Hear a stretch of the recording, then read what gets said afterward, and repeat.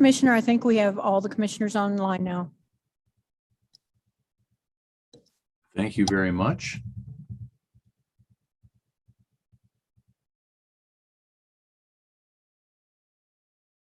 I did see Senator Haley listed in the attendees now. Don't see him. Oh, there he is.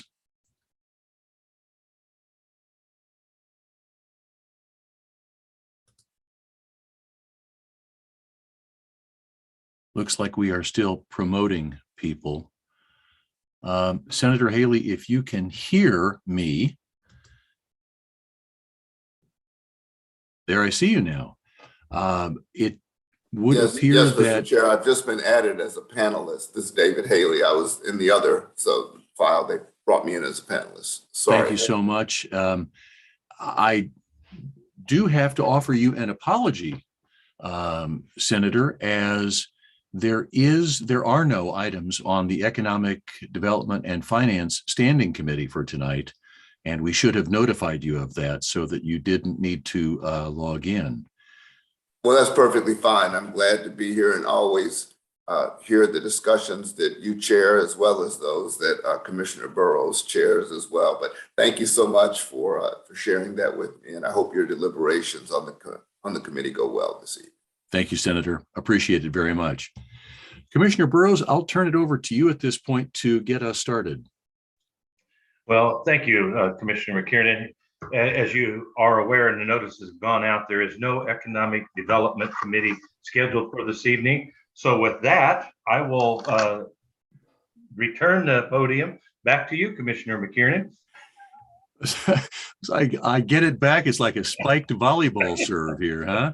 Yeah. So let me go ahead, and it has just disappeared. Hang on a second here. You know, I try to make you all believe that I know what I'm doing on this, but I really don't. Here we go. All right. So before I call this meeting to order, I want to announce that due to COVID-19, some members of the committee, some staff, and the public are attending remotely via Zoom, as well as some being on site. All participants joining by phone or Zoom or computer should mute their devices when not speaking to avoid background noise. During this meeting, please make sure that you announce yourself by name and title every time you speak so that the public who's observing knows who is speaking. This is critical given the number of remote participants and is current guidance from the Kansas Attorney General. The public is allowed to participate by Zoom or submit comments by email prior to the meeting, and those comments will be included in the record of the meeting. The public will also have an opportunity to provide brief comments from the lobby of the municipal office building if they choose. With that said, we want to welcome everyone to this meeting of the Neighborhood and Community Development Standing Committee, and I would ask the clerk to please call the roll. Roll call. Stites. Here. Davis. Here. Townsend. And we do have a communication that she will be absent this evening. Burroughs. Here. McKiernan. Here. Thank you. To the best of my knowledge, there have been no revisions to the agenda since it's published. Am I correct in that? Correct. There are no revisions. Thank you. That takes us then to approval of our standing committee minutes from the November 8th, 2021 meeting. Is there a motion? Commissioner Burroughs, District 2 at large, move for approval. Davis, second. Thank you very much. If we could just have a quick roll call on that, please. Roll call. Stites. Aye. Davis. Aye. Burroughs. Aye. McKiernan. Aye. Thank you. Committee, that takes us to our committee agenda. And we have two land bank items and one that is non-land bank, but coming from the Neighborhood Resource Center. So item number one is consideration of an ordinance to adopt proposed building and fire code updates. And I'm going to go ahead and turn this over to Greg Talkin, who is the director of the Neighborhood Resource Center. Good evening, everybody. I'm Greg Talkin, Director of the Navy Resource Center. Thank you, Commissioners and Administration, for having us back. We had met with the Neighborhood and Community Development Standing Committee back in January. Kind of gave them an overview, and it was for information only about our efforts to adopt the 2018 I-Code standards. So if I can, I'm going to share my screen here. I have like a five-minute presentation, not as lengthy as last time. Okay, can everybody see that? We can. All right. So once again, we were with you in January where we proposed to adopt new standards, and we're back here in March. And once again, the codes we are proposing are basically 2018 International Building Codes, along with a couple of NFPA standards for the fire code and the electrical code. And if you recall, I was telling you about our approach on this. Our approach is trying to be as much in line with most of the metro jurisdictions as we can, for simplistic sake. It makes it easier for designers that work in this area and contractors to design and build. It's consistency, the contractors working in multiple jurisdictions, it makes it easier for them. It's easier to educate the contractors, and especially in the situation here is that we're a little bit further behind than most of the jurisdictions. So they've been enforcing these standards for about a year. And so a lot of those contractors are already up to speed. And it's easier to obtain conformance, mainly because of all of those reasons. I do have a quick chart here again. So as it shows here, most of the larger jurisdictions in the metro Kansas City area are underneath the 2018. Something I did find out while doing a little bit more research between last meeting is Edwardsville is also looking at adopting the 2018, another city within our community. Bonner Springs has no efforts to change right now from the 2015 they're currently under. It was noted in last meeting by a couple of the individuals that spoke that there was a couple jurisdictions that are considering the 2021 I-Codes, and maybe just a portion of those, like Prairie Village and Kansas City, Missouri, are currently considering the adoption of only the 2021 I-Code and leaving the rest of their I-Codes under the 2018. I tried to get an update on both of those, but I sent that out a little bit late, and I've not got a response back from those two cities as to where they are at and if they are moving forward. Now, there was a note that Gladstone, Missouri had adopted the 2021 codes, and that is correct. They're the only jurisdiction in this area that is even considering and has adopted the 21 code. I checked with all the other jurisdictions and got responses back that everybody else is waiting for the 2024. They won't be doing the adoption of the 2021. So the only code I'm really going to touch on, because it's the only code that has brought up some questions, is the Energy Conservation Code. So what we're proposing in that code is that we're proposing no amendments to the commercial energy section of the International Energy Code. Originally, we did have some amendments, but after we went through the efforts of getting public feedback and looking where all the other jurisdictions landed, we removed all amendments and we're taking that as wrote. Where we are proposing some amendments in the ordinances we have is we are amending the insulation and fenestration tables, reducing those values a little bit, still more than the current values that we have. We are amending, at least in a portion, we're amending the testing to discretion of the building official, depending on the approach taken for compliance. We're deleting the section that requires gasketing and thermal isolations of rooms containing fuel burning appliances within the building envelope. And we amended allowing the use of building cavities to be used as supply ducts. However, they must be sealed to prevent leakage through the thermal envelope. And we amended our maximum ERI value to 80. It puts us in line with the majority of the metro cities. So this table here This kind of shows all of the values across the metro and the larger jurisdictions that have adopted the 2018 and a few smaller ones. We're pretty much in line with most of the values that we've amended or kept. It doesn't mean we amended all these values, but the mass R value is one that was heavily amended by most jurisdictions, or I'm sorry, the basement, the mass R value, or wood frame R value, sorry. I also want to note that the note was made about Gladstone as they're adopting the 2021 standards. I will note on their energy provisions, they amended that code basically back to the 2009 version. It's less than what we're proposing. Even though they're adopting the 2021 standard on the residential portion, they are going back to close to what the 2009 energy table stated.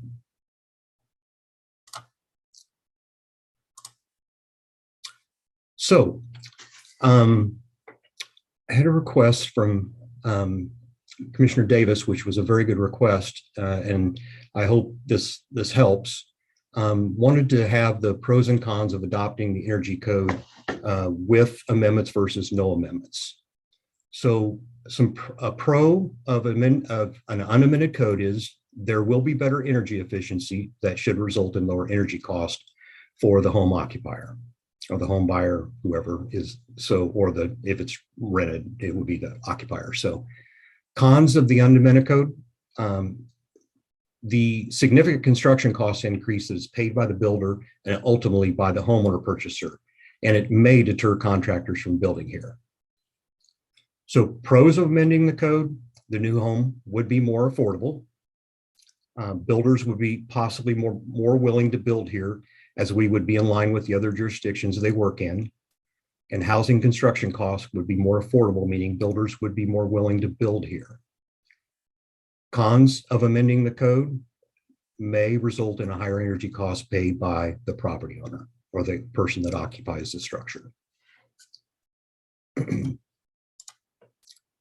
So that is basically the update that I'm providing. However, I will note, if the committee chooses to approve this and then it goes to full commission and is approved, our proposed timeline after approval and publication in the paper would be to allow new codes and old codes to be used for a period of 180 days or 6 months after the approval of the governing body and required publications are met.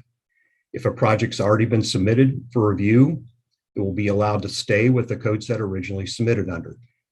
However, if the project becomes stagnant for a period requiring resubmittal, then the new project may have to be submitted under the codes in place at the time of resubmittal.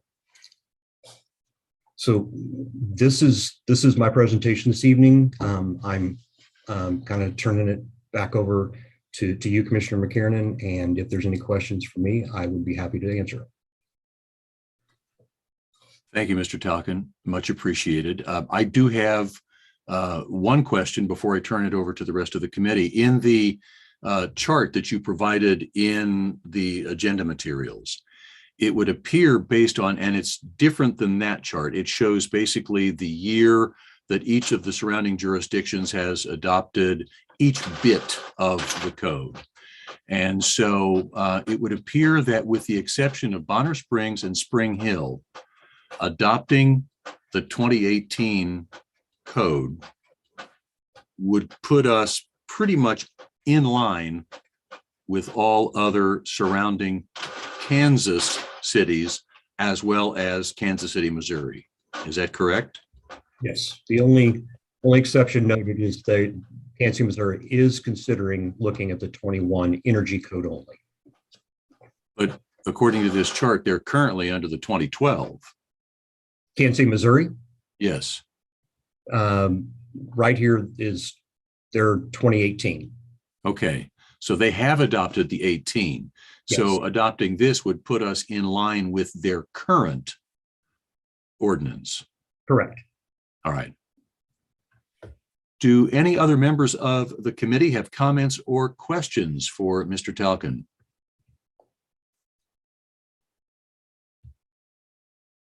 Commissioner Davis.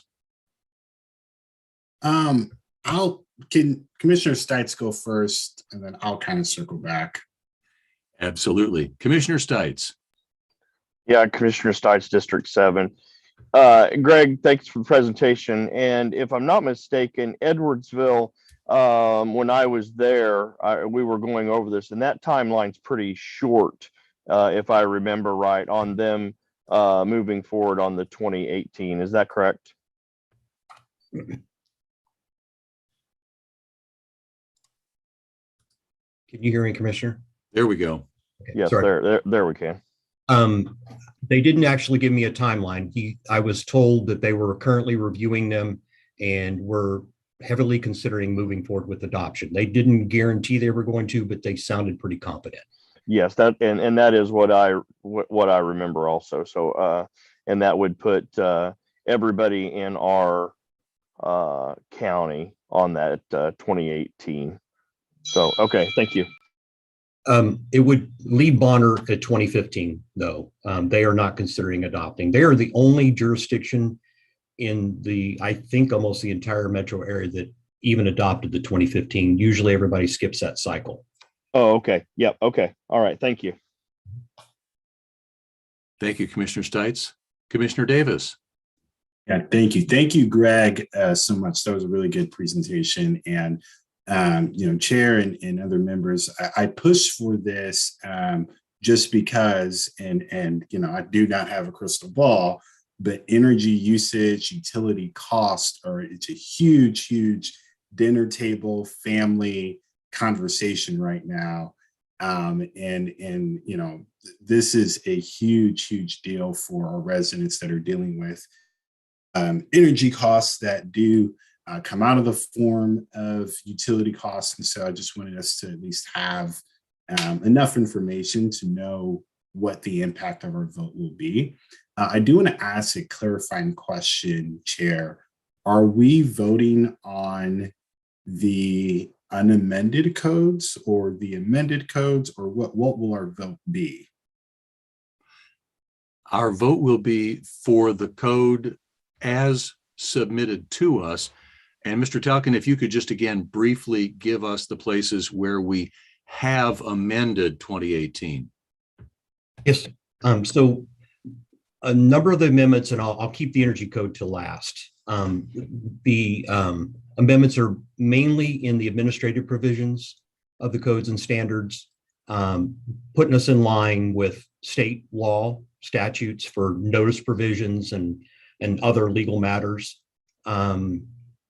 We did amend a few small items in the residential code outside the energy provisions, but there was nothing real substantial in there. The fire code had made a amendment about distances for roads in subdivisions and entrance numbers back to meeting what they had currently had adopted.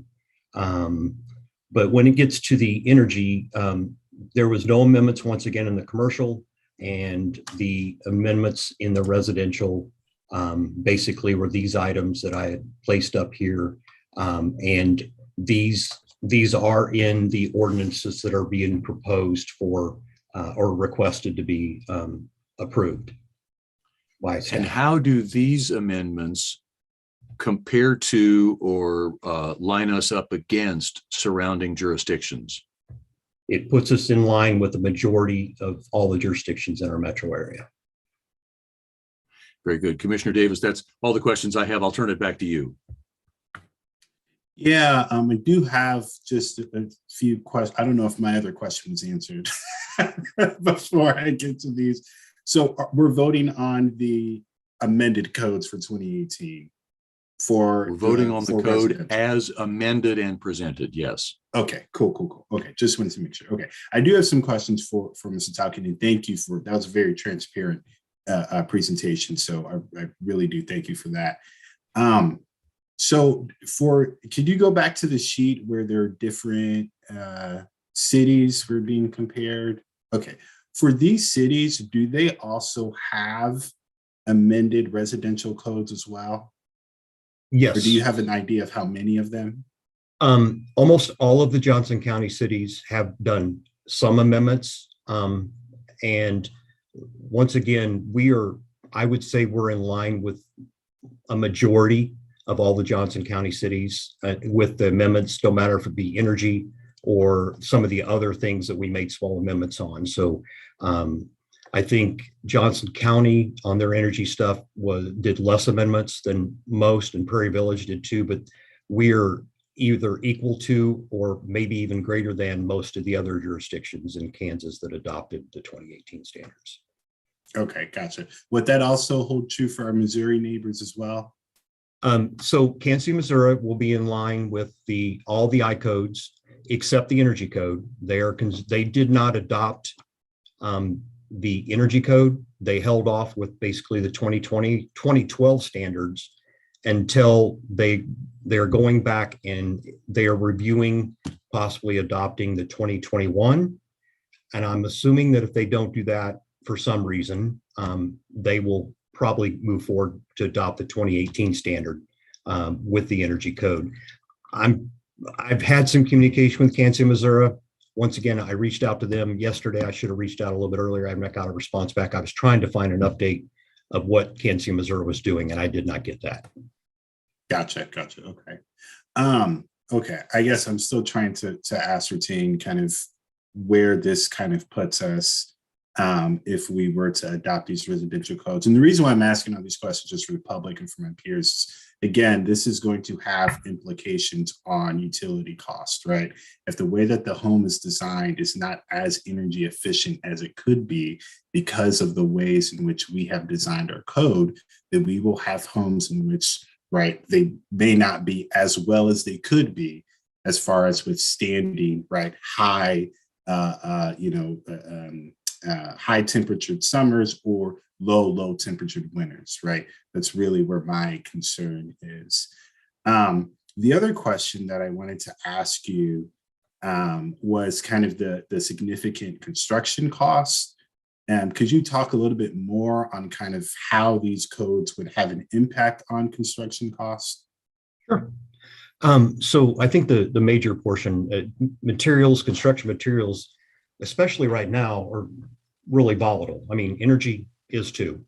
But the cost of wood and windows and everything in the construction industry, it's shot up more than probably 50% during the pandemic.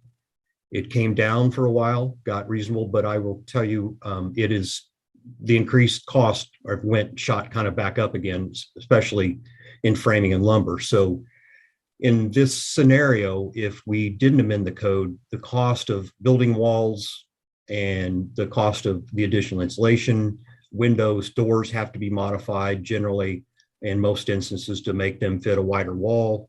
And then, in some, the cost of construction itself, labor, is increased some. So those are a majority of the costs that would be increased. It's mainly due to, of course, materials and labor, and just the more efficient, construction is more detailed and requires quite a few modifications. Yeah, gotcha. Yeah. So I guess my biggest concern with, I guess, voting in favor of this, and I will rest share after this, is there are multiple factors in the market that can control the cost of construction, that can control housing prices, that are beyond the impact or influence of the codes.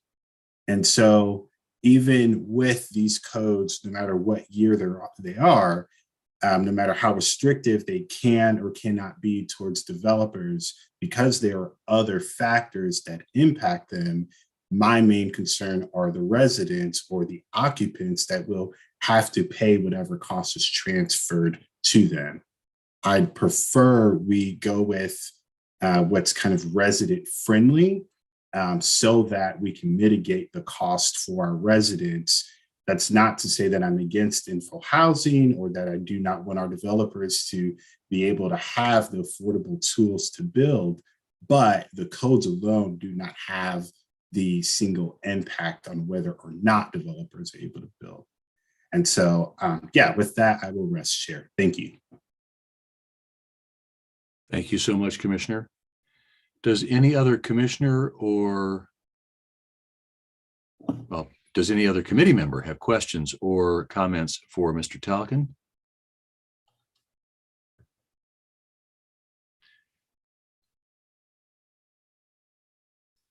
I don't see any in response. And Commissioner Davis, I completely understand where you're coming from on this, that utility costs are a cost that must be borne and with sometimes within the umbrella of housing costs by people in our community, and that the less efficient any given structure is at construction or at renovation, then theoretically the higher those utility costs will be.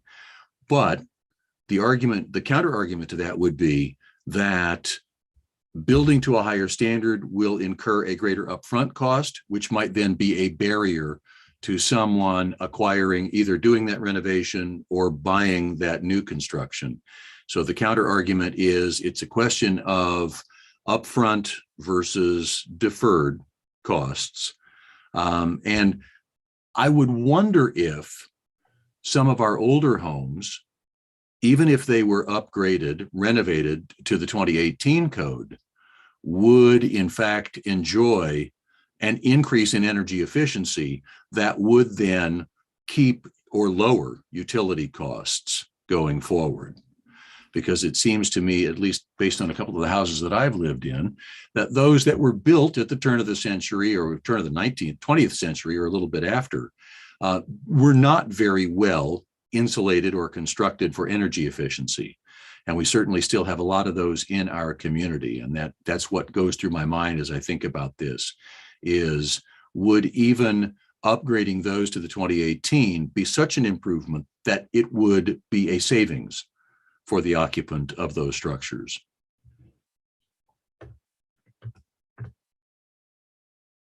At this time, I would ask if there's anyone in attendance who'd like to make public comment on this item. I do have several people who are in the attendees list. I know Ms. Wolf has had her hand up a couple of times, so I certainly would like to recognize her first. And then it appears there's a Ms. Reed, a Ms. English, and a Central Energy Audits.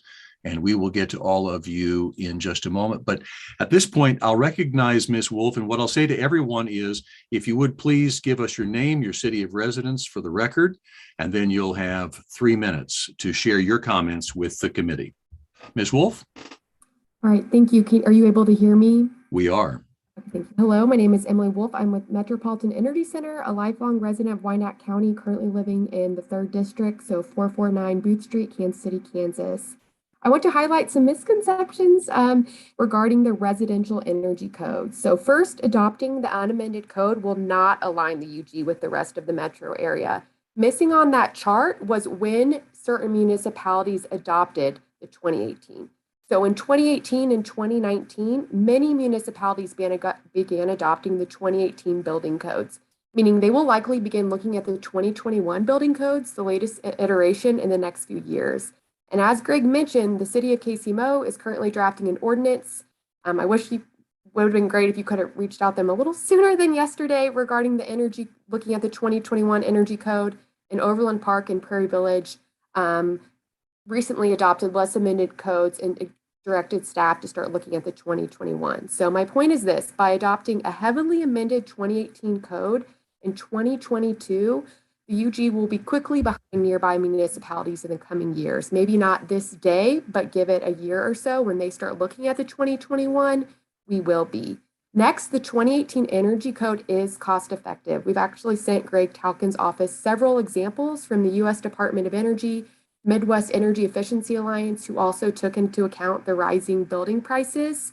And what they found is the 2018 residential code for Kansas compared to the 2009 code, what the UG currently has adopted, they found that was cost effective, and it would add approximately $336 to a home owner's initial costs, but result in a net annual cash flow savings of $312 each year. I can send those. I'm more than happy to send those analysis again. Second of all, 43% of Wyandotte County residents. You have 1 minute remaining. Are renters. As a renter myself, there are only so many things I can do to improve the efficiency of my homes. And While maybe it might be slightly more expensive to buy a home, residents are paying the price in form of higher utility bills and healthcare costs. And take out, whether we like it or not, the demand for greener building practices are on the rise. Realtor Association recently did a study, and they found nearly 66% of their realtors said promoting energy efficiency in their homes and buildings was beneficial. And so the reality is our climate is changing and our residents are paying the price. And I am more than confident that of the 237 home builders in the Kansas City metro area, we can find those who want to build quality, efficient homes that put residents and utility costs and healthcare costs that in mind, especially because nearly half of our residents in Wyandotte. Your time is up. Thank you. Thank you, Ms. Wolf. Appreciate your comments. Next is Charla Reed. I apologize if I'm mispronouncing your last name. You are pronouncing it correctly. My name is Charla Reed. I am in the Kansas City, Missouri, city of Kansas City, Missouri. And I've got three things I'd like to point out here. I agree with Ms. Wolf about the cost. We did a value engineering study and found, if you rework your design a little, 2x6 at 24-inch on center construction is with single headers and 3 stud corners, uses less wood than a 2x4 at 16-inch on center. So you save money on wood right there, which you can spend on insulation. Highly insulated and energy efficient home can use smaller heating and cooling equipment, which is less expensive, and that can help as well with the price. So it's not really that much more expensive. The second thing is an amendment that I would really like to see, which is in N1106.3 or R406.3 in the IECC. That's the ERI, Energy Rating Index. That energy rating index in the 2018 codes, they added some ventilation stuff there that takes it away from the ResNet, ANSI ResNet ICC standard 301, and also causes an increase in the energy index of 3 to 10 index points because that ventilation is only effective on the reference home, not the rated home. And so that ends up really skewing that. So I would love to see a HERS index be accepted as well as an energy rating index, HERS, HERS index, because the HERS index. You have 1 minute remaining. Okay, uses the standard and takes into account all of the latest energy things such as LED lighting. Thirdly, you have an amendment in the duct testing where you have post-construction test less than or equal to total leakage less than or equal to 4 CFM and leakage to outdoors less than or equal to 8 CFM. Leakage to outdoors is a subset of total leakage. It's total leakage is leakage anywhere, indoors, outdoors, and everything. So leakage to outdoors should actually be a lower number than total leakage, not a higher number. That's actually adding a lot of duct leakage to these houses. So, thank you. Thank you very much, Ms. Reed. Next, we have Mary English.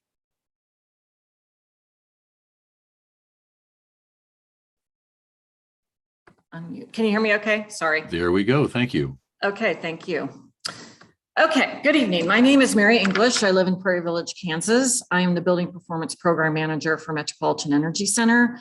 I've worked as an energy specialist for 15 years in this region. I want to speak to how the code resolution here this evening, as it is amended, will negatively impact the health and equitable benefits for residents and small building owners in Wyandotte County. The code the UG currently has is the 2009 code, and the residential IECC 2018 code, when it remains untouched and unamended for residential, is actually a nice improvement over the 2009. However, if passed with the proposed amendments, it does nothing but maintain the status quo, which is detrimental to Wyandotte County building occupants' health, pocketbooks, and well-being. And to answer your question, Commissioner McKiernan, about retrofits, if they were retrofitted to be 2018, yes, the answer is yes. They would see a return on investment in just a handful of years if they were retrofitted to the unamended 2018 code. And alongside that, I want to make sure that I note here that the cost to operate these homes will absolutely 100% be higher. There's no may be higher. They will be higher. I've tested and energy rated hundreds of homes in the Kansas City area, including Wyandotte County, and I'm speaking from over a dozen years of experience in energy modeling. The amendments added to the code as it sits do these things. One, reduces the thermal values, insulation levels required back to the 2009 levels. By striking out better insulation requirements, it guarantees that most residents, small businesses, and homeowners will not realize the advances the industry has made in insulation products that effectively insulate while keeping the cost of these advances low. For example, the amendments keeping the legality of the R13 bat, which is one of the worst ways to insulate a wall when compared to all the other options on the market. Secondly, it strikes the requirements. You have 1 minute. Strikes the requirements to test the air leaks and ductwork in the building. First, infiltration testing isn't just about efficiency. It's first and foremost about health and comfort. These energy codes are meant to be taken as a whole. When you make infiltration testing optional, you take out a fail-safe measure directly connected to indoor air quality. Secondly, duct leakage testing is the best way to ensure that all the air you're paying to heat and cool a building gets to where the HVAC system was designed to deliver. For anyone that has suffered a hot or cold room, chances are you're suffering because there was no duct leakage testing. Just last week, a friend of mine finally discovered his source of years of misery in the winter and summer, a completely disconnected duct that was probably that way since the building's first occupancy. As someone used to do this testing regularly, I can assure you, disconnected ducts are not an anomaly. And it's also about health. Unsealed returns will pull all types of particulars and allergens into the system. Childhood asthma can be Your mitigated. time is up. Good air quality in our buildings. Thank you. Thank you very much, Ms. English. Next, we have someone who's logged in as Central Energy Audits. Hello, my name is Krista Albert. I'm a certified HERS rater with Central Energy Audits. I'm for adopting the 2018 energy codes. Could you please just interrupt you for just a moment? Please give us your city of residence and then continue with your statement. I'm from Peculiar, Missouri. Thank you very much. Go ahead. I'm for adopting the codes without amendments for these reasons. The 2018 codes ensures accountability in the building process. By amending the codes, you're losing out on the opportunity to work with a third-party consultant, such as a HERS rater, during the crucial steps of the building process, such as the design phase, installation phase, and the final phase before occupancy. In my experience, builders who utilize HERS rating services are more likely to reduce callbacks with comfort complaints and high bills. I personally worked with a builder that had received comfort complaints every week. Once we started working together, we were able to figure out what was causing the comfort issues and energy usage on every home and prevent these mistakes from happening. If you cut out the blower door test, you may not catch that unsealed wall cavity return at the top plate. Yes, all wall cavities should be sealed with spray foam, but they do not seal around the drywall placed over the framing. And sometimes this will leave a space for attic insulation to fall into the cavity, allowing insulation to get into your duct system. We all know that insulation is bad for your lungs and should not be circulated in your HVAC system. This is just one example of the many we can detect. HERS raters help enforce the adopted energy codes while working with builders and educating on the importance of each code in response to energy consumption. We also have great ideas on how to cut down on material costs in some places by using trade-offs to meet the energy codes. I work with homeowners on existing homes built in the country where the building codes are pretty much non-existent. The top complaints are energy consumption and comfort. We always recommend air sealing and properly insulating as well as sealing ductwork. We have records proving that the work being done correctly has saved the homeowners hundreds and for some thousands in the first year on their energy bills. By adopting the 2018 codes, we are taking the proper steps to build a home that is energy conscious for the homeowners and the environment. Builders will also benefit from building energy efficient by building quality energy conservative homes. Builders may also be eligible for an incentive for building to the 2018 standards. If the builders build to the requirements of the 2018 codes, they will likely be eligible for a $2,000 tax incentive. The 45L was created as an incentive for building 50% more energy efficient than the 2006 codes. I work with builders that have invested in the upgrades to obtain the credit. One builder has achieved more than $50,000 in a year by building more energy efficient. The reasons stated are critical for homeowners, comfort, lucrative for builders, and great for the environment. We should put the 2018 codes out there as is and educate on the importance of the codes. Thank you. Thank you very much. Appreciate your comment. Next, we have Will Reuter. Good evening, Commissioner. Thank you very much for the opportunity to visit, and to your fellow commissioners on the call this evening. Again, my name is Will Reuter with the Home Builders Association of Greater Kansas City, headquartered in Kansas City, Missouri. Again, thank you for the opportunity to visit about the codes as approved, or as amended, and as put forward before the commission. One of the things that I think is important for everyone to remember is that the building codes are a baseline by which to build to. None of the options that have been expressed through the unamended code, or even above and beyond what an unamended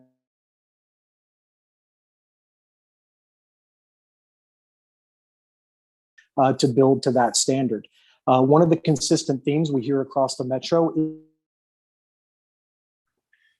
Mr. Reuter, you are occasionally dropping out, at least in my audio. above and beyond an amended code would be a significant cost increase for a number of people that would otherwise not be able to get into a newly built home that is certainly much more energy efficient than something that is 40 and 50 years old.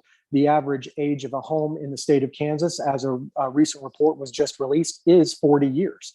And so as we're looking to add housing stock and to create options for consumers, certainly maintaining a broader availability of construction methods would allow for a greater pool of buyers to achieve that component of the American dream. So the Home Builders Association is certainly supportive of energy efficient efforts. We have a number of certified green builders, LEED certified. Those elements certainly exist in a wide array within our organization and the industry as a whole. And we would just ask that we not take steps that would reduce the number of people that would otherwise be eligible to move into a newly built home. Absolutely, we would see some utility decreases as far as the exposure for You have 1 minute the remaining. homeowner. Thank you. We would see some reduction in utility exposure for the consumer. However, if we go and raise the acquisition costs, the number of people that would ultimately be able to achieve those utility savings would be much smaller than if we were to just try to promote energy efficient building to the buyer at the outset, thereby not raising that baseline standard. So we appreciate certainly the efforts of the commission as well as UG staff to put forward this code. Thank you very much. Thank you, Mr. Reuter. I don't see any other hands raised in the attendees list. I'll ask the clerk's office if we received any correspondence regarding this item. We have not received any correspondence. Thank you. And I don't think I see anyone in the lobby who is here to speak. There is no one in the lobby. Okay, thank you very much. So committee members, if there are any other comments or questions, or if there is a motion, that is where we are at this point in the meeting.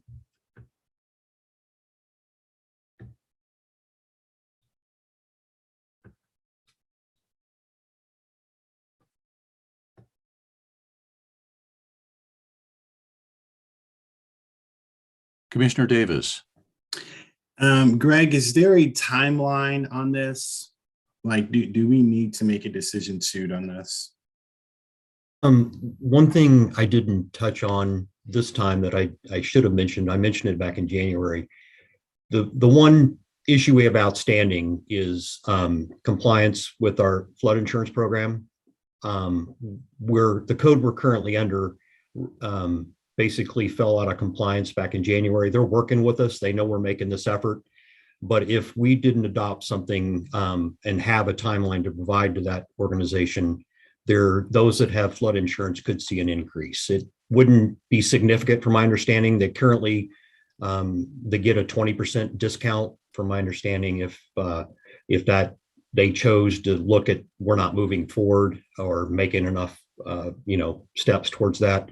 It sounds like they could still get a discount of 10% is what I'm hearing, and lose 10% discount on that insurance. But otherwise, there's Nothing really other than the other thing that's out there is we do have designers, architects and engineers that are asking to design to the 2018 standards or newer standards because that's what they're doing in other jurisdictions. So it does have a little bit of an impact with designers having to go backwards because they've kind of updated their software and things along that line. And that's mainly for commercial purposes, but I'm assuming it has some effects on residential. Okay, thank you.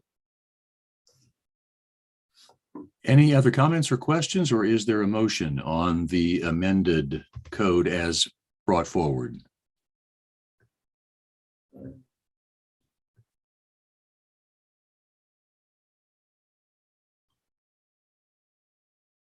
So committee, at this point, the amended code does not move forward effectively, and Ms. Green, check me that I'm right on this.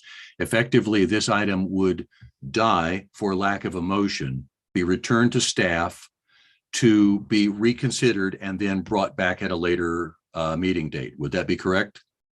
Yes, this is Wendy Green, Senior Counsel with the UG. That would be exactly correct. Okay, so at this point, this motion is, or this item is not moving forward to a vote by virtue of lack of a motion. And what I would say then to the committee is that it would be incumbent on us to meet with Mr. Talcon and his team so that we can give a little bit more granular input and feedback on the code and either its amendment or non-amendment, so that they are able to bring back an updated version for reconsideration by us at a future meeting. Commissioner Burroughs. Thank you, Mr. Chairman. Commissioner Burroughs, at-large District 2. Question I would have is, if I've been hearing this discussion this evening correctly, you either pay up front or you pay later. With the uncertainty within the utility industry as to the cost of energy, providing energy to a newer home or a new home, or even one that's been rehabbed. You either pay up front, you know what your payments will be in spite of tax increases and or interest rates, depending on how you finance a home. But at least when you buy a home with an energy efficiency rating of such and such, you know exactly what you're getting. And it was stated earlier about some of the older homes we have in our community that didn't meet code. Very little insulation, single pane windows. Very few of them even had what I would call high efficiency furnaces and or even central air. But are we doing a service or a disservice? I want to see more people with home ownership. But if we're pricing them out of their home on the energy aspect, which is the uncertain part of this discussion, then are we really doing them a service at all? If we are putting forward a policy that states this is what we need to meet in energy efficiency to be reflective of the entire community, and it may put some of those at risk, I think that's the challenges we have here this evening. And I would hope that that's what I'm hearing, Mr. Chairman. And it's a tough decision, but I am one that believes that if you know what your costs are going to be moving forward, it's a lot better than the uncertainty we face as homeowners when energy costs spike. So thank you, Mr. Chairman. I just want to make sure I'm following the discussion this evening properly. Thank you, Commissioner. Your understanding is mine. I'll recognize Commissioner Davis. Yeah, if I could make a recommendation, I think it would be good for this body to consider both the amended and unamended codes. I think tonight we only have the option of casting a motion for just the amended 2018 residential codes. I think if we had the option of both, it perhaps would lead to a better decision-making process. And I also think there's more education that myself and I'm sure my colleagues would benefit from, just to really decide how we would vote on this, given the impact it will have on developers and builders on one end, and then residents, property owners, right, homeowners, renters, occupants on the other end. Thank you, Chair. Thank you, Commissioner Davis. So, Mr. Talkin, at this point in time, this item does not move forward for a vote. And what we need to do between now and the next time it would come back is that you and members of your office need to make sure to get together with members of this committee so that we can look at pros and cons pretty much down the line of adopting the unamended code versus one amendment versus a different amendment, so that we can come back with something that can be considered for a vote. Commissioner Burroughs. Thank you, Mr. Chairman, and not to belabor the discussion, but I believe Mr. Talkin talked about the cost of not doing anything this evening may impact those homeowners with flood insurance. So I would ask that he explain that one more time, because it's not my intent to put off a vote that costs others an additional discount and or additional costs. So Mr. Chairman, if I may, I would like to have Mr. Talkin once again explain what happens if we take no action this evening.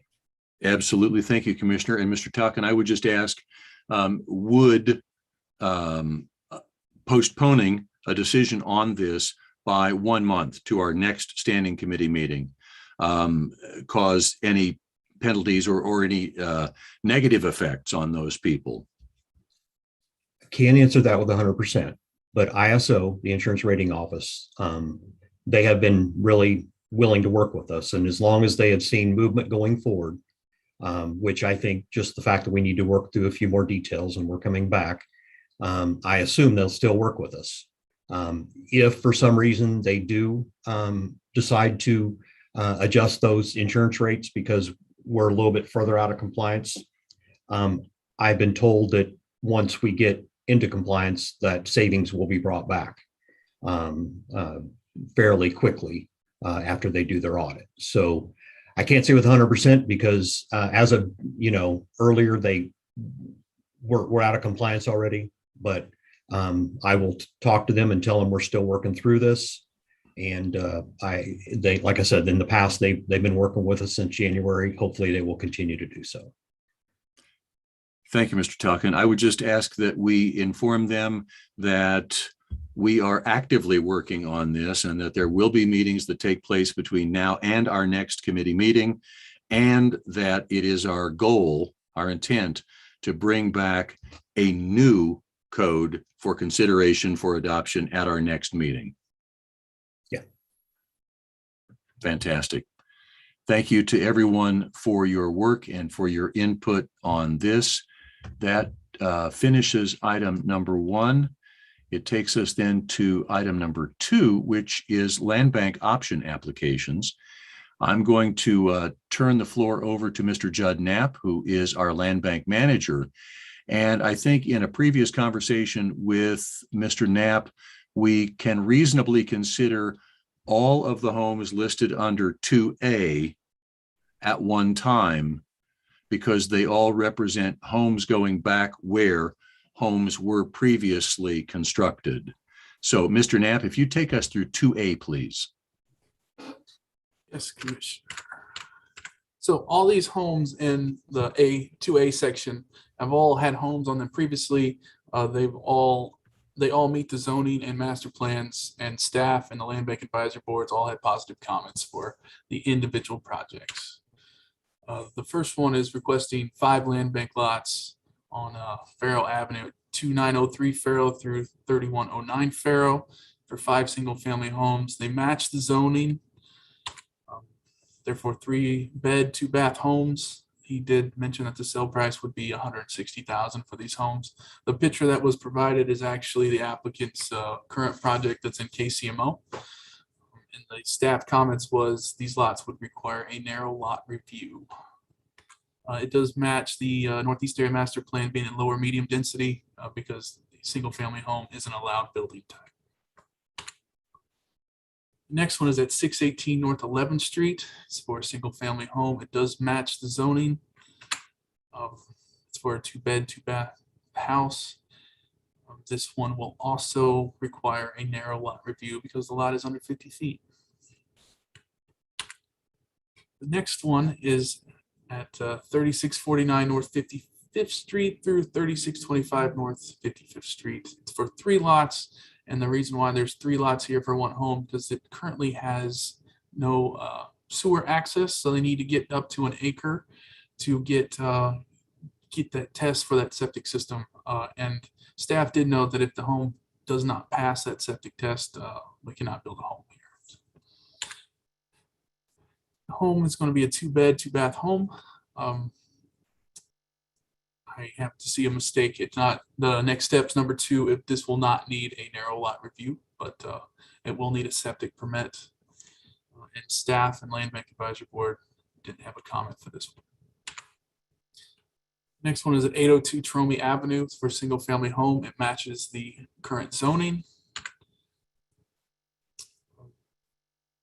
Staff didn't have any comments or the Land Bank Advisory Board on this project. The next one is at 805 North 12th Street. It's for a single family home. It does meet the zoning.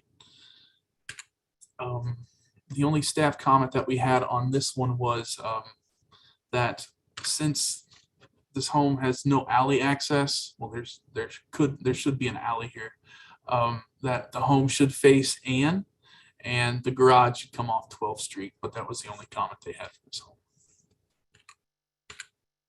And Commissioner, that completes the section for single family homes.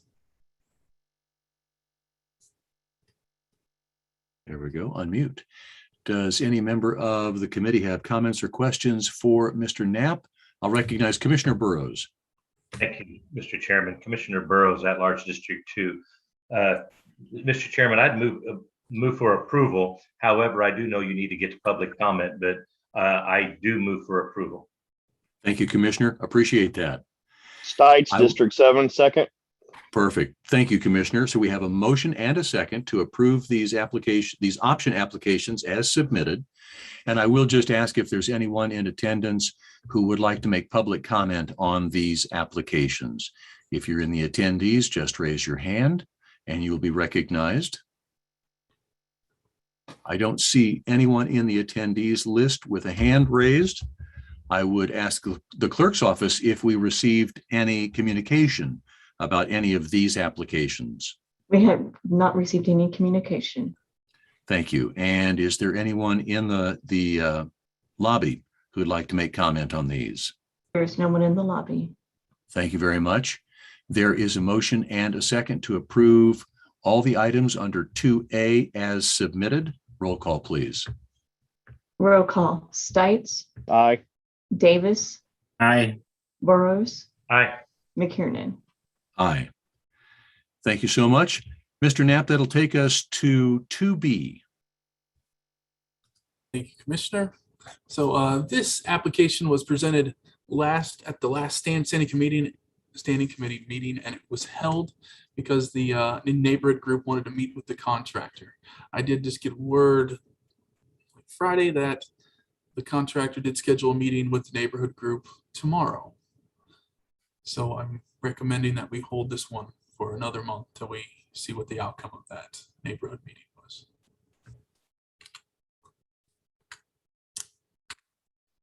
And then the next one is at 25. This one was also held last month.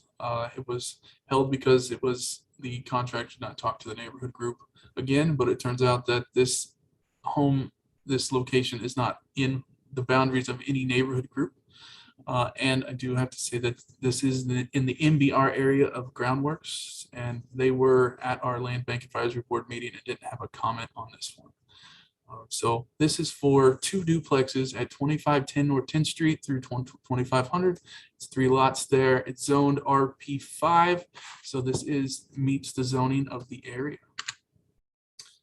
Each unit will be a 3-bed, 2.5 bath. The staff advisory committee said that it would require an environs review because of the historic Theodore Schaefer residence that's right on the corner.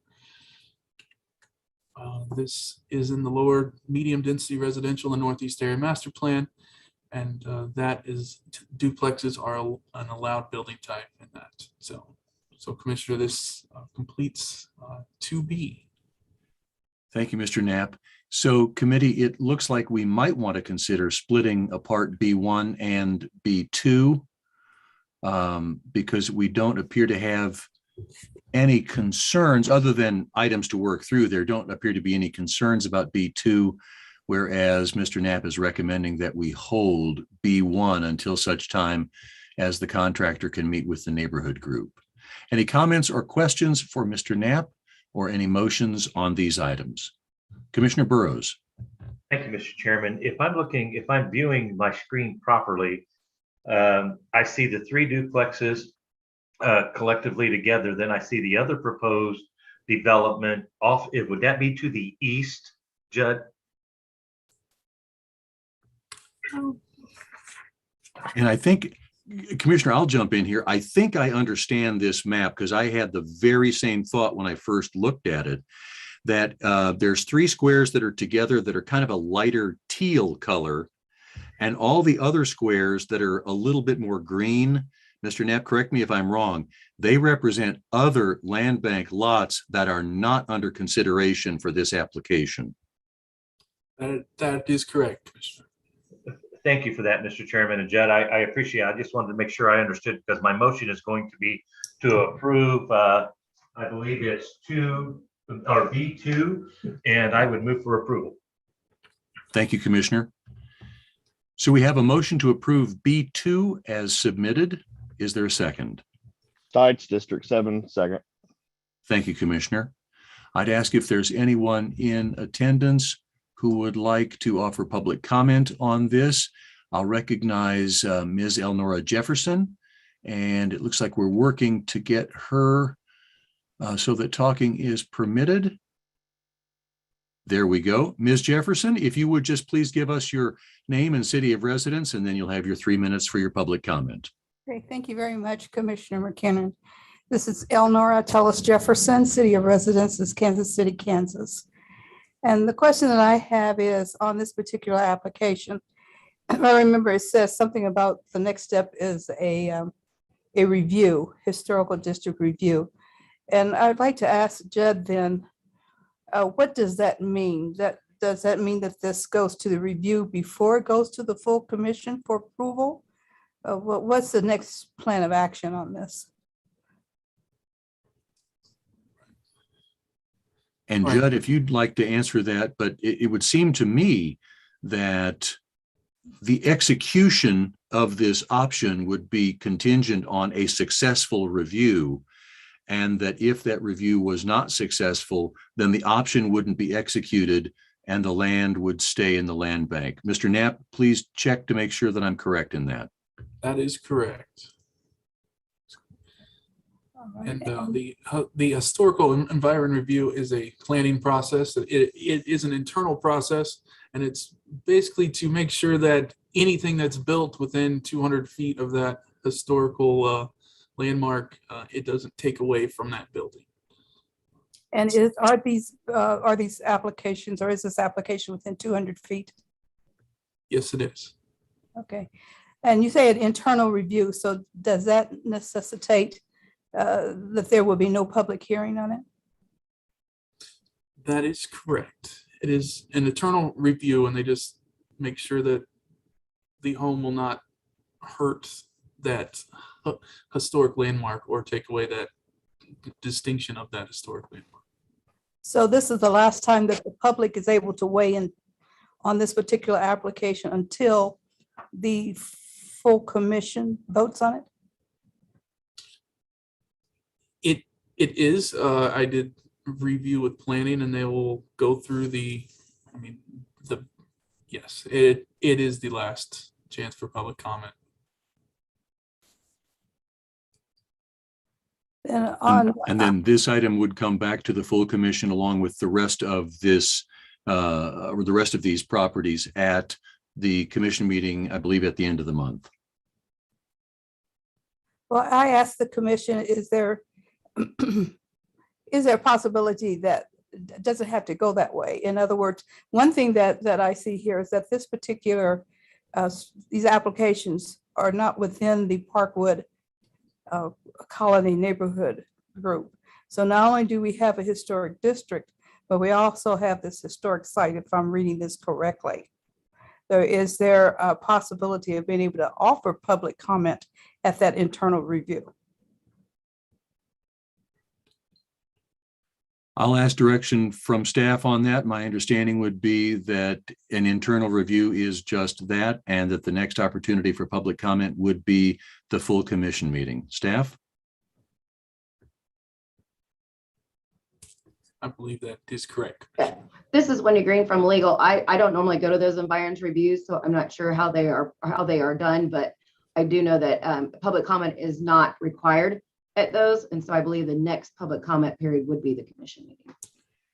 Ms. Green, if anyone in the public would like to submit a statement, a concern, an observation, discussion items for the Environs Review Committee, could they do that for consideration by that committee? Just submit it in advance in terms of a communication like a letter or an email? I'll be honest with you again, I don't know how that committee is conducted, but I don't think there would be any problem with it legally. Very good. Thank you, Ms. Green. I recognize Commissioner Davis. Thank you, Chair, and forgive me, y'all, if this is if this question is a duh moment here. Still learning. Is it possible for us to kind of table this particular item and wait for the review to happen and then come back, have this item come back to committee? That would by default allow for the community to weigh in before it goes to full commission. Would that be possible? Commissioner Davis, that would be possible. This item at the moment has a motion and a second to advance as submitted. If it does not advance, then certainly the applicant has the option to bring it back to another meeting. Or if the maker of the motion and the second wish to withdraw that, then we can consider a different motion.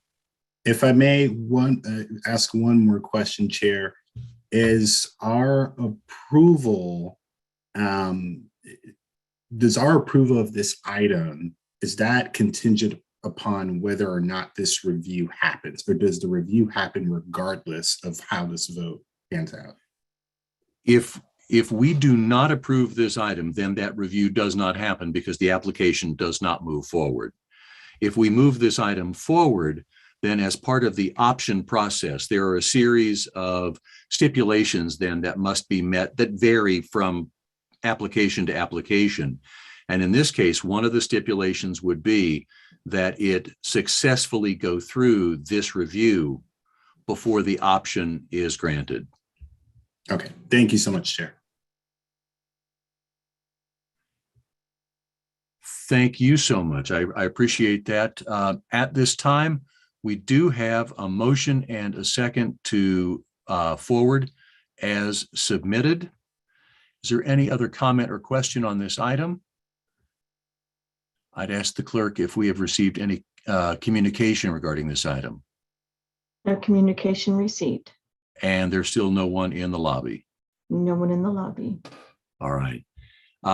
Motion and a second to approve as submitted. Roll call, please.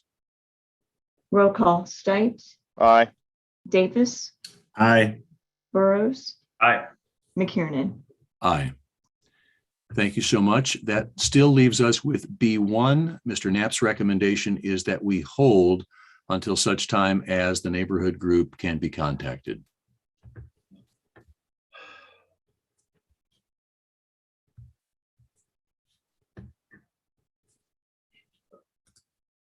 Commissioner Davis.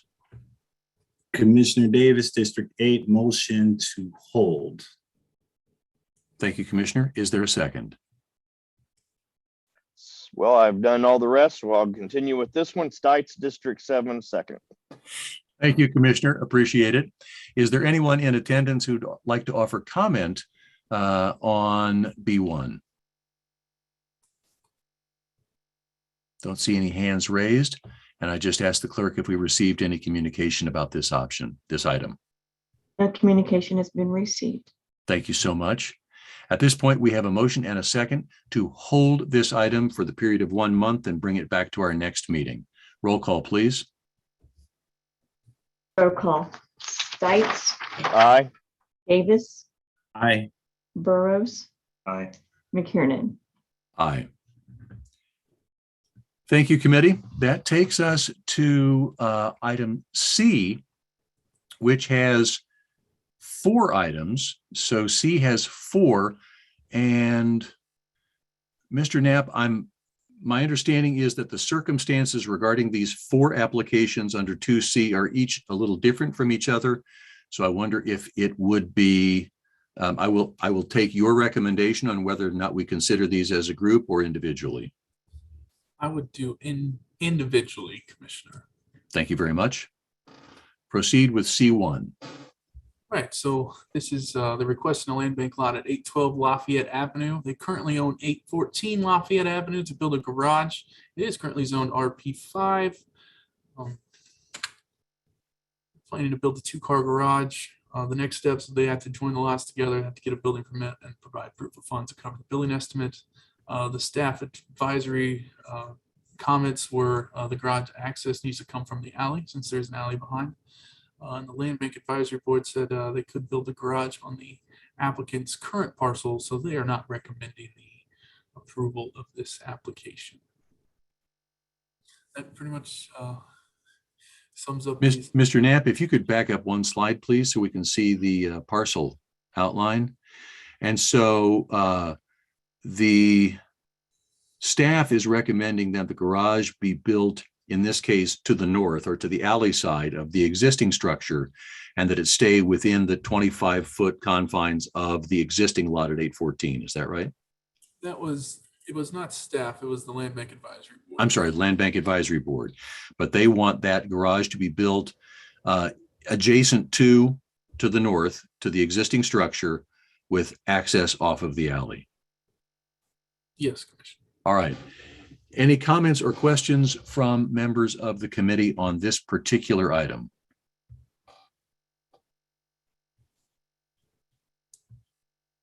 Commissioner Burroughs. Thank you. Thank you, Mr. Chairman. Seems like I'm speaking up quite a bit this evening in reference to these items, but I do know we're down a member. Mr. Chairman, the question I would have, if I made a motion to deny the application because of the request by the land bank, my motion, I want to make sure I get my motion proper. I'm not supportive. Well, let me ask Judd this, Mr. Chairman, if I may. What is the frontage on 812? 30 feet. I'm sorry, Judd, one more time. 30 feet. 30 feet, thank you. So it can accommodate a home. It can. Thank you. Mr. Chairman, so back to my original question. I want my motion to be supportive of the land bank position. I want to see 812. I believe many of us would like to see infill housing and not a garage. So I want to make sure my motion is proper. And I ask for just a wee bit of guidance on how to do this. If I make my motion to support the land bank's position, is that an acceptable motion? And Ms. Green, I'll look to your guidance for this. And I would think that what we would need to do is make a motion to deny the application as submitted. Correct. This is when agreeing with legal. What the motion would need to be, either no motion should be made to advance it, or a motion should be made to deny it. Thank you for that. And Mr. Chairman, if we make no motion to advance it, it dies. If we make motion to deny it, then does that not allow them to come back before us again? And again, I'll turn to Ms. Green, but I do think you are, or that would be my interpretation, is if it simply does not go forward, it could be brought back. If it is denied, it is denied. Correct. So if you want the opportunity to bring it back, then no motion should be made, and it should just be not approved to move forward. Thank you. And I wanted to ensure that we understood what we were doing. I have no motion at this time, Mr. Chairman. Thank you very much. Any other member of the committee have comments or questions or a motion?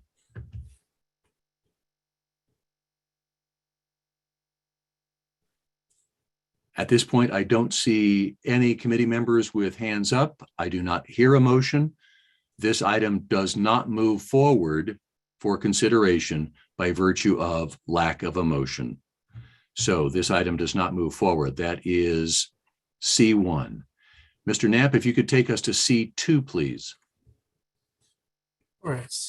C2, the request in the land bank lot at 216 North 12th Street. They currently own 212 North 12th Street, and they want to build a garage. has a frontage of 50 feet.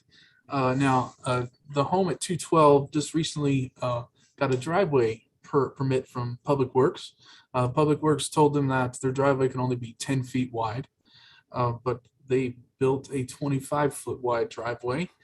And the problem with that is we have rules that say the max pavement in front of a house needs to be 40% compared to like 60% grass. So they are over that requirement. So the driveway is too big. So then I asked Public Works, like, what happens if the land bank, the lot is not approved? Public Works then told me that by code, they will have to cut 15 feet off of their driveway and return it to grass. So for this, staff's comment also is that this is a 50-foot lot and it could be better used for a new home. The Land Bank Advisory Board did not have a comment on this one. Commissioner, that sums up this application. Thank you, Mr. Knapp. If you could go back to the parcel view. And so this is just to the north and the west of the old Bethany Hospital site. Riverview, which you see to the lower left of this picture, then continues towards the right, but it's off the picture, off the bottom of the picture. It jogs just a little bit. This road, if I'm not mistaken, Mr. Knapp, there is a guardrail that stops this road from continuing on effectively where we see it on the screen, where we see it stopping. It stops and there is a guardrail because if I remember correctly, this drops off about 20 or 30 feet at that point down to the same level of M.E. Pearson Elementary School. There is a house, however. If you could move your cursor just a little bit, Mr. Knapp, and put your cursor on that house, there it is. So there is a house there, and their property line joins up against 216. And 216, because I drove by it, appears to have been cleared. Years ago, there were lots of trees on 216, and it appears that it has been cleared. I'm assuming we did not do that, but somebody else has done that. So the concern of Public Works is that if the owner of 212 does not get 216, then their current driveway, which they poured sometime recently, is too big, bigger than was permitted, and must be reduced in size. That is correct. And the concern of the Staff Advisory Committee is that 216 by itself is sufficient size for a new home to be constructed and should be reserved for that new home. Is that right? Yes. Okay, committee, are there comments or questions regarding this application for Mr. Knapp?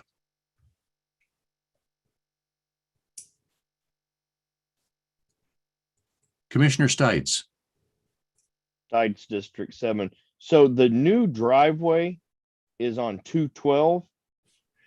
It is, and if you can bear right where the 2 of 212 is, you can see the profile of a house, the side of the house. Yes.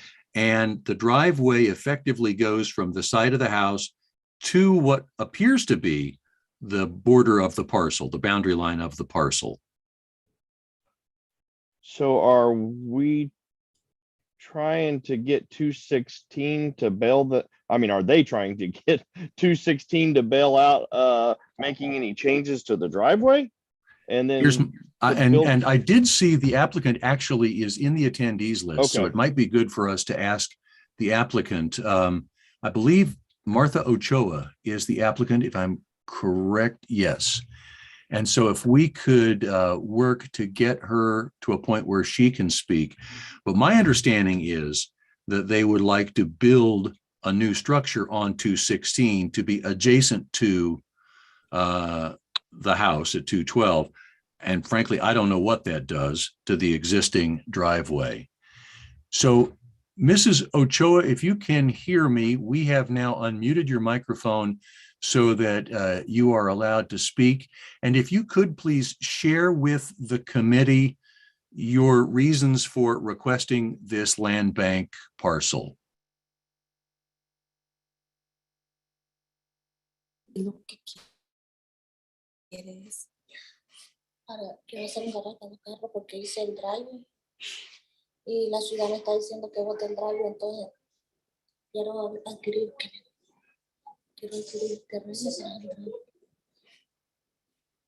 Vamos a hacer un garaje.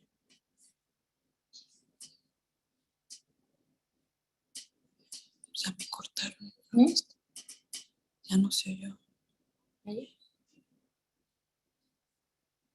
And it sounds as if we might be having some translating going on the call. And so just to let you all know that we've got you unmuted and you can share comments with the committee at this time.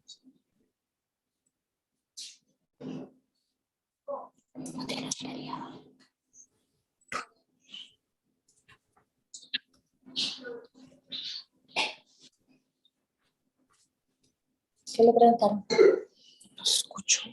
And so if anyone at Mrs. Ochoa's house can hear me, then the committee would like to hear from you your plan if you get this lot. Well, she just wants to, since they told her she has to, the driveway she built is too big. And she just wants to buy the 216 to build the garage. That's what she's telling me right now. Okay. And I guess I would go back to the construction of that driveway. Mm-hmm.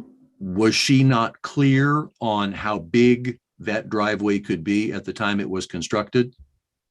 Cuando hizo el driveway, no sabía qué tan grande tenía que haber estado. No. I don't think she understood when she went to get the permit. Okay, yo no le entendí, Yeah, she said she didn't understand. Okay. For the benefit of the committee, I will tell you that if you start at the right-hand side of that teal square that says 216, that is street level, and it drops off fairly severely as you go to the west or to the left on that parcel. So is there anything else that Mrs. Ochoa would like to share with the committee? No, that's it. Thank you very much. I'll recognize Commissioner Davis. Or no, I'm sorry, Commissioner Stites. Stites District 7. So I guess that's a little bit concerning to me is that we had an applicant come in or to get a driveway permit to construct a new driveway. It was, for whatever reason, it was not relayed or it wasn't understood. Did we inspect that driveway? Somebody had to ultimately sign off on that driveway. And when was this driveway installed? If we could ask the applicant. Commissioner Stites, we have ESP going right here because I was wondering the very same thing. Right. So either Mr. Knapp, do you have any background on the permitting, the construction, and the inspection of this driveway? Public Works didn't supply me with the dates but that driveway is like brand new when I drove Okay, by. so I know that we still have Mrs. Ochoa's house is available here. And does anyone at Mrs. Ochoa's house have the date that this driveway was installed? She is telling me it's 3 months ago. 3 months ago. And to the best of your knowledge, was that driveway inspected after its installation? Dice que si el driveway se lo inspeccionaron cuando lo hizo. Sí. She said they did. Thank you very much. For members of the committee, it would seem to me that what we might want to do is get a little bit more information from Public Works and from the Neighborhood Resource Center to go back in time to look at the sequence of events and the timing of the permit and the construction. And with that said, I'll ask if Commissioner Stites. Commissioner Stites, District 7. So my motion would be that we do exactly what you just said, that we send it back to gather up additional information from the new driveway and dates, times, inspections, and to find out whether this was done in violation, if the, just what the surrounding circumstances are on it. So that would be my motion. Thank you, Commissioner. Is there a second? Commissioner Davis, second. Thank you, Commissioner. I appreciate that. For those at Mrs. Ochoa's house, what the committee is going to do is we're going to hold or postpone this application for 1 month. We're going to talk to staff internally, to unified government staff, and we may reach out to you. And our goal is to bring this item back for the committee to consider again at our meeting next month. So at this point, there is neither a yes nor a no, but our motion has been to hold it, get more information, and come back. Is there anyone else in attendance who'd like, is there anyone in attendance who'd like to offer public comment on this particular application? I don't see any hands raised. Ask the clerk's office if we received any correspondence regarding this application. We have received no correspondence. Thank you. The motion and the second are to hold this for the period of 1 month. Roll call, please. Roll call. Stites? Aye. Davis? Aye. Burroughs? Aye. McKiernan? Aye. Thank you very much. Mr. Knapp. C3. All right, so this one is at 1131 Roland Avenue. They currently own 1129 Roland Avenue to build a garage. This was originally presented in the January Standing Committee meeting, but it was held because there was questions of, can they just attach the garage to the house? Then it's not like an accessory structure. It's just a garage. I do have an answer for that one. There is window wells that go into the basement, and the garage would cover those up, so that's not exactly acceptable. Staff comments on this one are that there are no other garages on this street. There's no alley access, and so they are recommending that we do not approve this. And the Land Bank Advisory Board also said a standalone detached garage is not the best use of the land. So that, Commissioner, that sums up this item. Thank you, Mr. Knapp. I did have communication with Commissioner Townsend this afternoon, and she also indicated that she was in agreement that wasn't the highest and best use of this land. Do any of the members of the committee have comments or question? Commissioner Burroughs. Thank you, Mr. Chairman. I would agree, and I move for denial.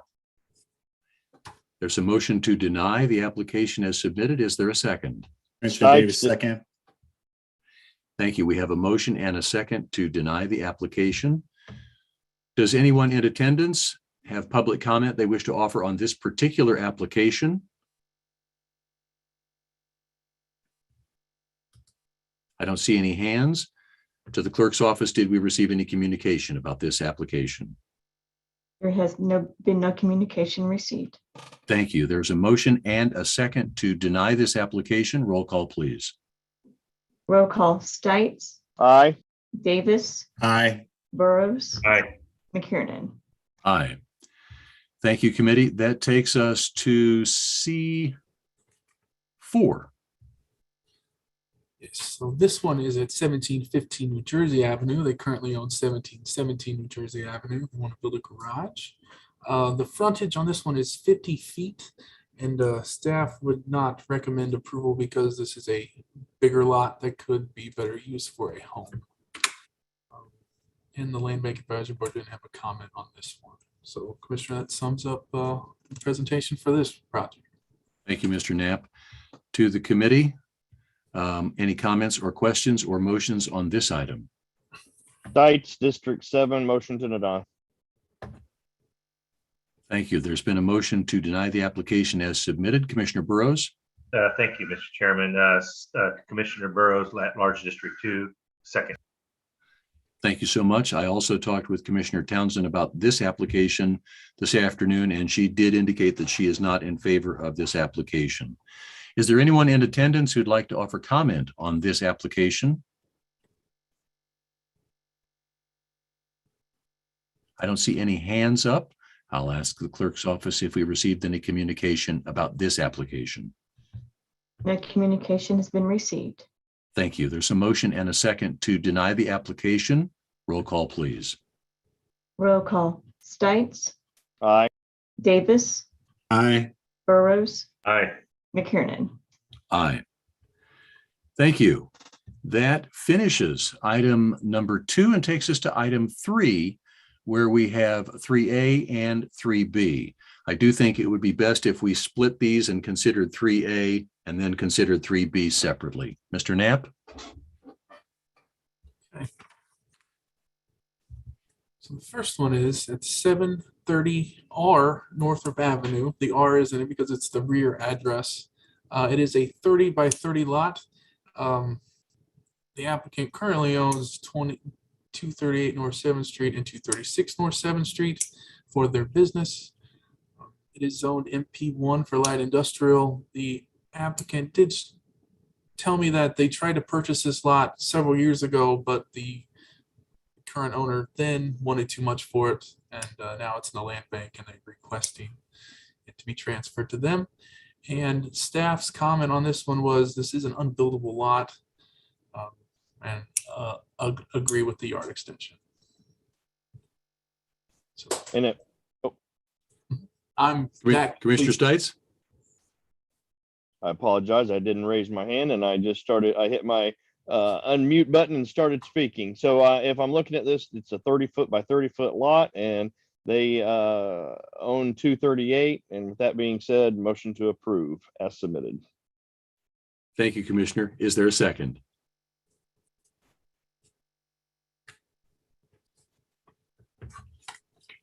And I'll just jump in and offer the second on this. I am stunned to find out that this parcel wasn't already included in 238. And so Commissioner Burroughs. Thank you, Mr. Chairman. And I was hoping to get my hand up before you made the second. It was not my intent not to second it. I just had one question, Judd, if I may. As a yard extension, and it's zoned MP1, do they have to have a yard, or can they go with gravel or an impervious surface such as concrete or pavement?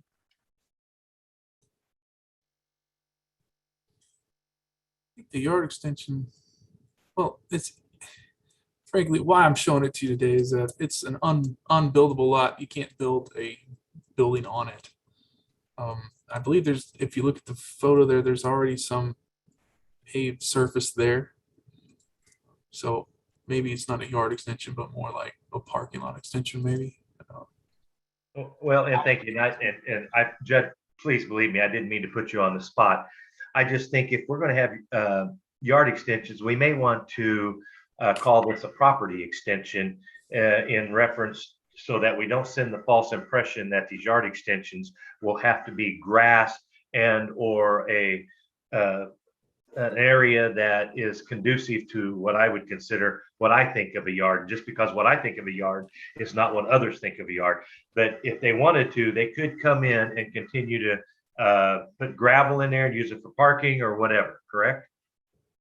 That is correct. Maybe the yard extension term was the wrong one to put this on, but I just can't categorize all yard extensions as just adding to their property with the land bank property that's next to them. And thank you for that, Judd. Again, I apologize. I didn't mean to put you on the spot. In committee, it wasn't my intent to fool anyone. That's a pretty large lot, and I'm not opposed to it. I just want to state clearly that is in a residential area along Ohio there to the, and I'm assuming that's to the west. And just wanted to ensure that if it's a yard extension, that's different. And I know it's an unbuildable lot, but not for a patio home, if we chose to accept patio homes in that area. That's my comment, Mr. Chairman. Thank you for the second.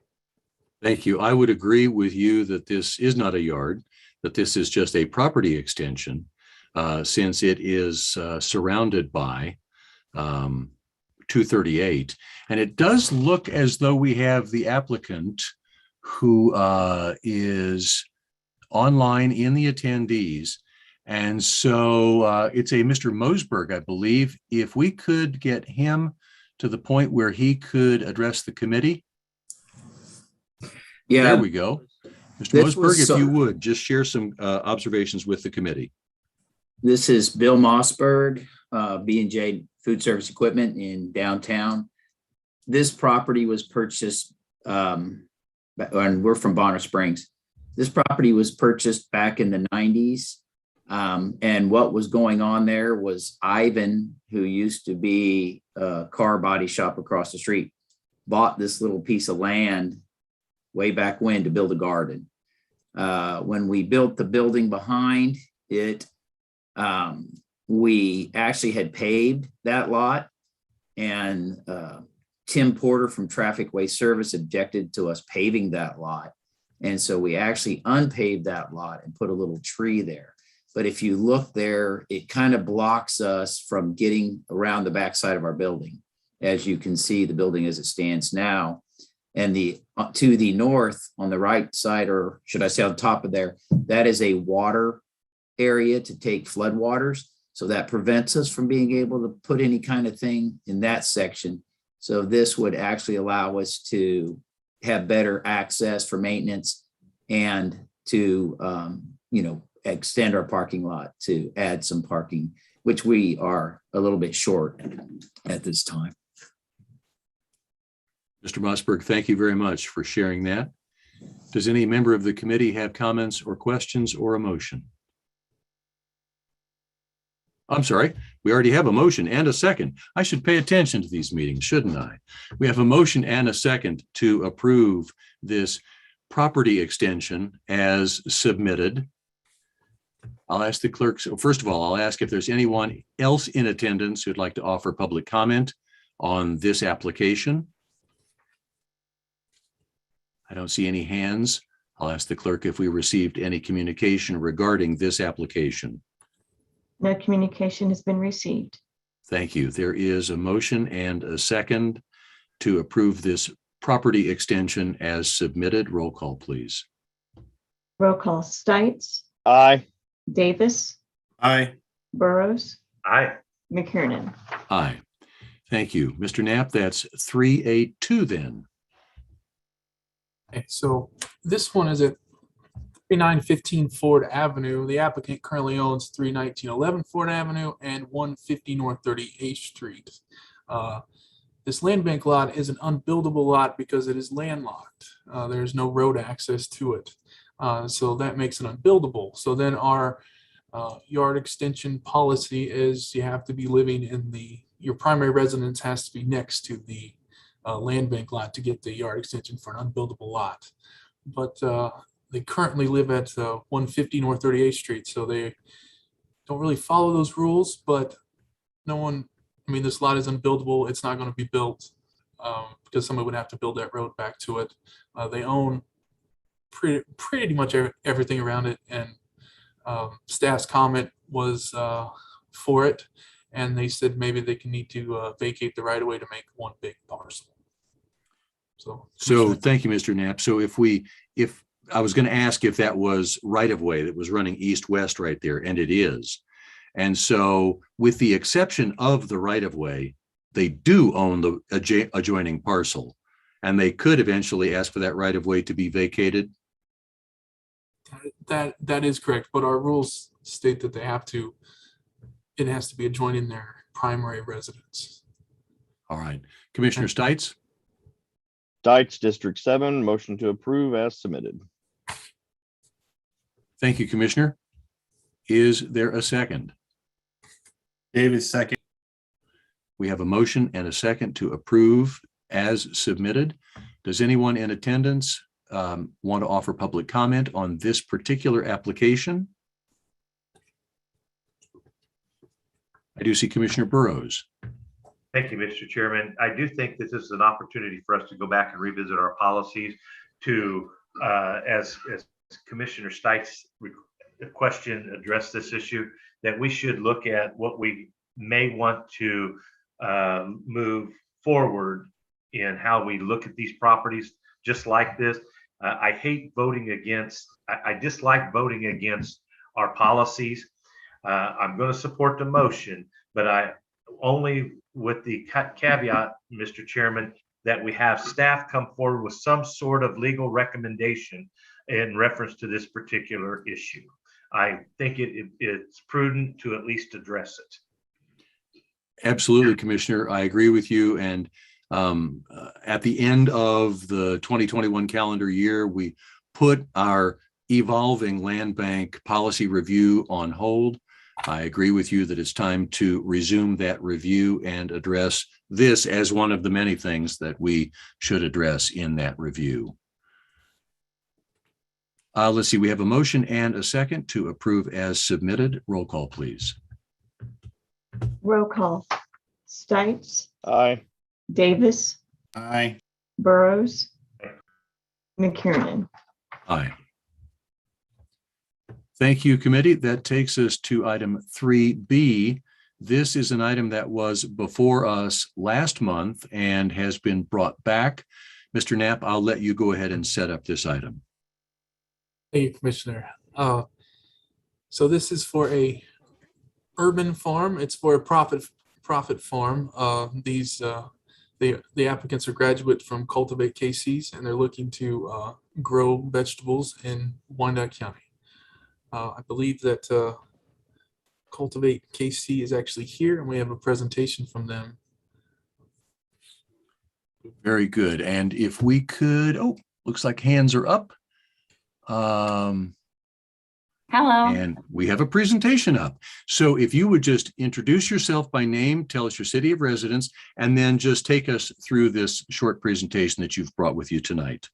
Yes, thank you. I'm Semra Fitahovic. I live at 444 Shawnee Road in KCK 66103. So I'm just going to jump right in because it's the end of the meeting and I'm sure we want to eat our dinner. So you can go ahead and go to the next slide, Judd. Yeah, so here you can see the site map. You can see the owned L-shaped lot and the requested land bank lot in red. The purchase of the 3 lots by Mike has fallen through. So currently, the farmers are just looking to have the land bank lot in addition to the L-shaped lot. This slide is mostly just to prove the point that these farmers have a proven ability to jointly manage over ½ an acre of land that they've done at Juniper Gardens. This land would only be about half of that. Next slide, please. The only things that we would hope to add to the site are water access and fencing to protect the crops.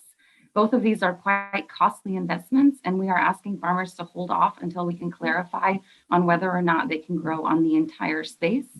Farmers will still have access to shared infrastructure at the Juniper Gardens Training Farm, which is just across the street, across 3rd Street. Next slide. Over the past 3 years, the farmers have sold over $90,000 worth of vegetables in the KC Metro, about $30,000 per year. This dollar amount obviously doesn't reflect the amount of money saved by these families on their own grocery bills and that of their communities. To these farmers, farming is meaningful and important work that allows them to nourish themselves and their community. Next slide, sorry.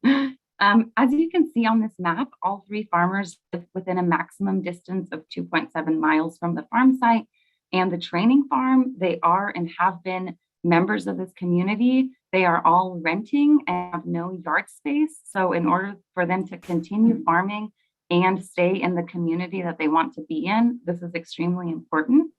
So now I want to show you some spaces instead of buildings and lots. Next slide, please. This is Ibrahim, one of the 3 farmers. He speaks 7 languages and was a teacher in the Congo. During our farm classes that we offer in the winter, you can always find him taking meticulous notes and asking thought-provoking questions. During the summer, he brings his children to the farm to help out with harvest in hopes of passing on farming to his children. Next slide. Gasaya to the right is the second of the 3 farmers. Gasaya faces more barriers than others. He struggled with reading and writing as he did not receive a long formal education. This has not stopped him though. He has family and community that support him. He always has probably the most beautiful garden plot. He's always eager to learn and develop his farming skills. Several times throughout the season, he brings me a bag full of vegetables and tells me that they're for my mother, because I myself have a refugee background and moved to KCK as a refugee in 2000. Next slide, please. And this is the third of the 3 farmers. Mediatrice lives in the Juniper Gardens housing right next to our training farm. She's an incredible saleswoman and dreams of starting her own market where she sells African fabrics, goods, and of course, vegetables. She wants to grow for her community, providing culturally appropriate and meaningful food, such as muchicha and white eggplant, which we might have never tasted or seen. She's a mother of 3, is actively engaged in her church community, takes English classes in and outside of our program, and recently started working as an interpreter through Catholic Charities. Next slide. And last slide, I just wanted to leave you all with this picture of the smiling faces on the day that they were able to purchase the L-shaped lot from Jonathan Finley. Grace, Mediatrice's little daughter, is seen frowning because when we started this meeting and I told her what we were there for, she told me that she wanted to also buy a garden. That is the end of my presentation. Thank you for letting me share. Thank you so much. Mr. Knapp, could you go back to the parcel map, please? Or actually, yeah, because it's contained within this PowerPoint. Yes, that's fine. Mr. Knapp, could you remind us who owns 110-411? Find out for it. Not the land bank or the UG. So Okay, a private owner. It's I privately believe it's the church across the street that sometimes uses it for parking. okay. I think. Thank you. And so the applicant currently owns that L-shaped parcel that is shaded white and wishes to purchase the land bank parcel. And those 3 green parcels that are more to the left or to the west, the applicant attempted to purchase those, but the owner does not wish to sell them. Is that correct? There is some debt owed on the lots that amounts about $12,000. So it would be a very bad purchase for them. And the owner has since relocated to Arkansas, and we have pretty much lost communication with him. Okay. I did talk briefly with Commissioner Townsend about this earlier this afternoon, and I really do wish that she was able to be here with us in the meeting tonight. She says that her first thought is a stipulation that the applicant acquires no other land in that same block for gardening purposes, whether that land comes from the UG or from private individuals. And that, she made her comment to me that she really wanted to see construction. She'd like to see homes built in that area, regardless of the value that a garden would add to that block. She would like to see construction in addition to the garden. And so she did say to me that she was inclined to go along with the requested land bank transfer, but would like to see the remainder of the block developed as to something other than a garden. So do any other members of the committee have comments or questions, either for Mr. Knapp or for the applicant? Commissioner Stites. Stites District 7. What is the size of that lot? I know that it says, 0.22 and just under a quarter an acre, but what's the frontage on Franklin and the depth? What? I'm looking, Commissioner. Let's see.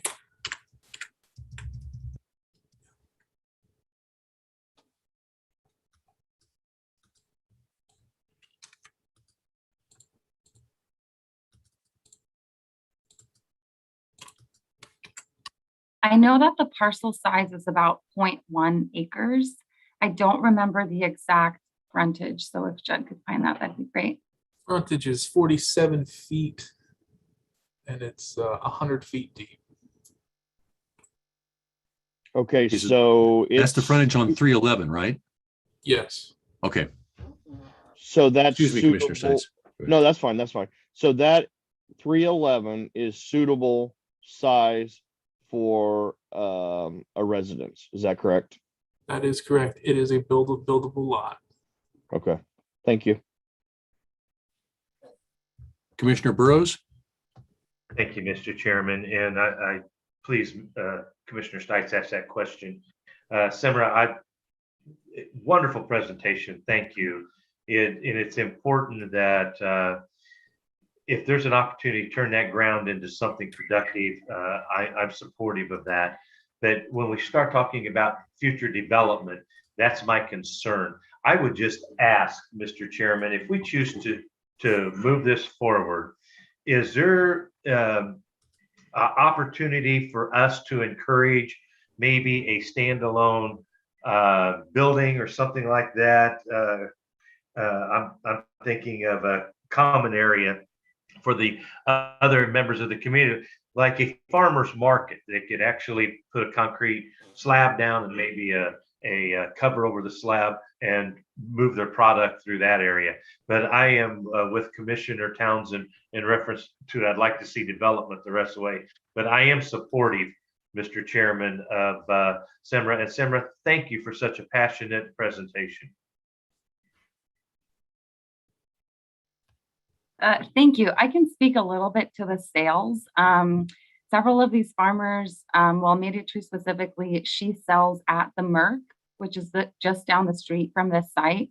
We have had on-site markets at the Juniper Gardens Training Farm site right nearby, and that is something that we are considering starting again. This year I had it in the slides but didn't bring it up.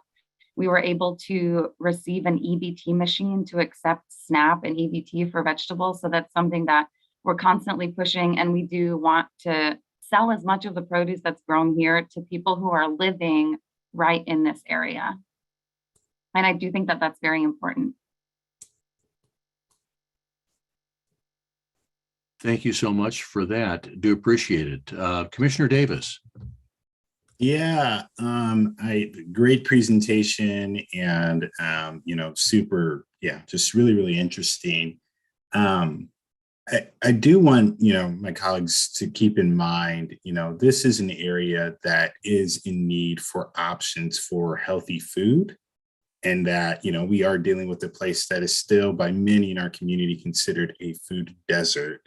I understand and completely agree with the desire for infill housing. However, we don't necessarily have that applicant or that type of application before us. And so due to that and the fact that this is, this area is in need of healthy food options, I am inclined to support. Thank you. Thank you so much, Commissioner Davis. I do see that Brienne Darby of Cultivate KC has her hand raised. And so if we could get Ms. Darby to where she could speak, and then we'd allow her to offer comment as well. There, we have her unmuted. Ms. Darby? Good evening, everyone. Can you hear me? This is Brienne Darby, resident of Kansas City, Missouri, representative from Cultivate KC. I just wanted to chime in that I have been in contact with Commissioner Townsend's office, as we discussed at the last meeting. And I think Judd already mentioned this, but what we had discussed coming into this meeting was that her concern was that the majority of the block was going to be gardening, farming, if the sale of those other lots that Semra mentioned had gone through. It seems very unlikely that that's the issue right now. I just want to reiterate that for these farmers, the Congolese farmers who we're representing, to move forward with any infrastructure on 315, we cannot recommend that they continue to build their business unless 311 becomes available. Thank you very much for sharing that. I'll recognize Commissioner Stites. Commissioner Stites, District 7, motion to approve as submitted. And I think there will be probably some photos of some smiling faces if this gets through the rest of the commission and through. And I look forward to seeing some more farmers out there doing their good thing. Thank you very much for the presentation. Thank you, Commissioner. Commissioner Burroughs. Thank you. Commissioner Burroughs, second, and more than happy to support the motion, Mr. Chairman. Fantastic. Thank you very much.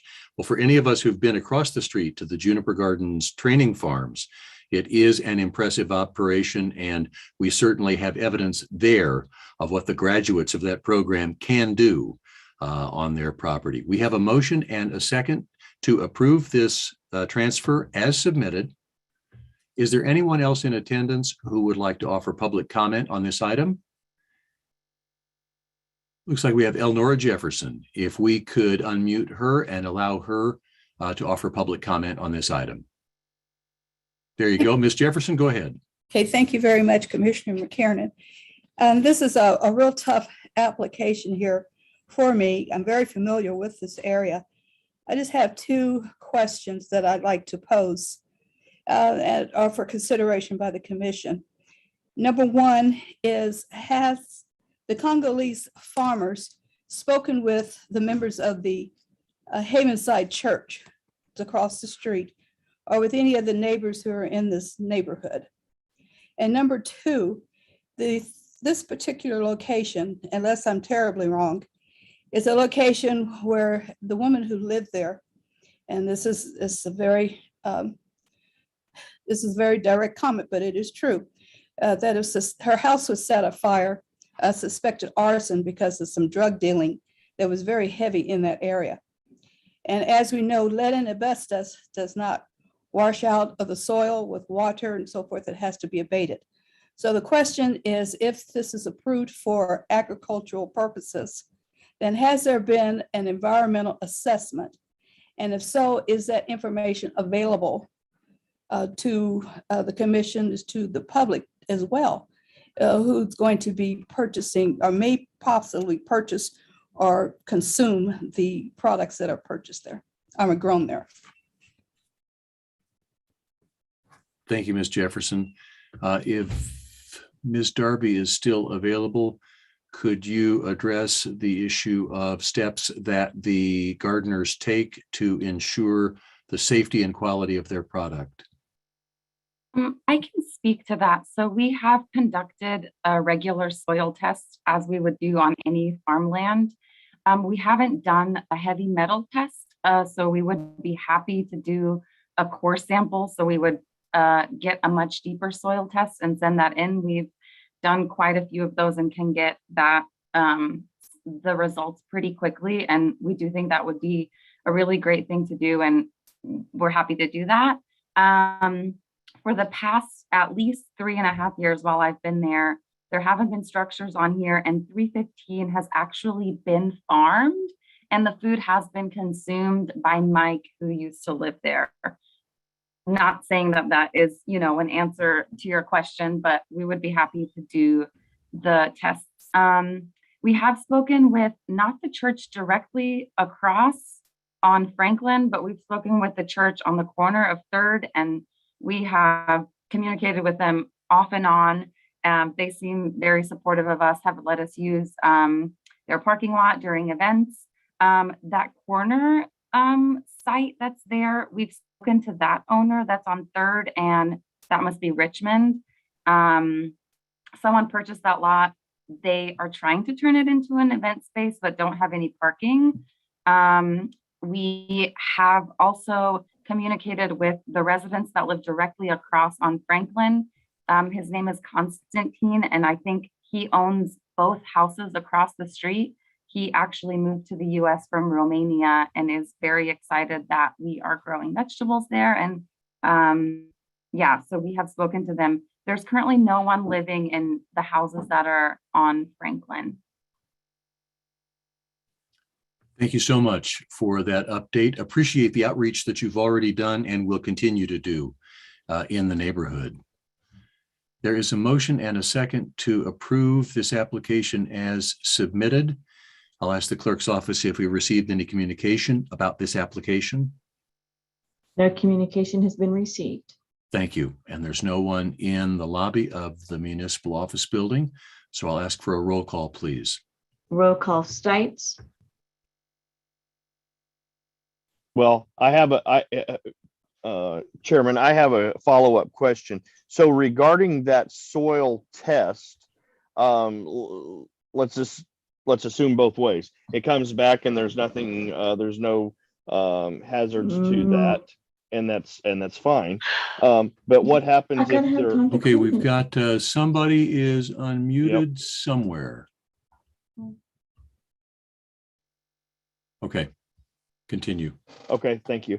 So I'm just wondering the results, whether they go negatively towards this. What happens, and when would we potentially hear those results? Would those be presented? I know the applicant said that they would be glad to do that test, but would that be something that they can present to us, or how is that follow up? And I appreciate Miss Eleanor Jefferson's comments regarding that. That's because that's very important about vegetables that will be consumed on, just potentially hazardous soils. So that would be my question. Thank you, Commissioner. I'd ask if either of the representatives of Cultivate KC would like to respond to that in terms of follow-up.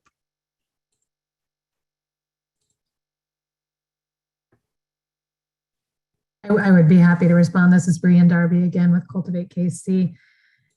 Unfortunately, this is the first we're hearing about the previous land use of that lot. So we really appreciate Ms. Jefferson letting us know. And of course, we will do due diligence on that. I would say that with similar lots that we've surveyed in this area that probably also had houses on them before, we have yet to find one when we did the more in-depth soil analysis for those heavy metal packages that we've seen anything that raised alarm for either human or environmental toxicity. So I anticipate that that's what we will find. But again, I really appreciate that being flagged, and we will do that as soon as possible with the ground thawing, and then be happy to share those results back with anyone. Probably Judd would be our first go-to. And Ms. Darby, would I be safe to assume that if anything were found, that the soil would be amended such that it would not be harmful before any gardening would take place? That is correct. The current recommendation that Kansas State University puts forth is heavy applications of compost and avoiding certain crops until you get a test that is more consistent with what you'd want to see for growing healthy vegetables. Thank you so much. Does any member of the committee have any follow-up that they'd like to take up at this point on this application? I'd ask Commissioner Stites if this answer is sufficient, or Yes. if he'd like, okay, thank you very much. It is. Thank you. We have a motion and a second to approve as submitted. Roll call, please. Roll call Stites. Aye. Davis. Aye. Townsend. I'm sorry. Burroughs. Aye. McKiernan. Aye. Thank you very much to everyone who came before the committee. Thank you to the committee members for your work this evening. That is the last item on our agenda. We are adjourned.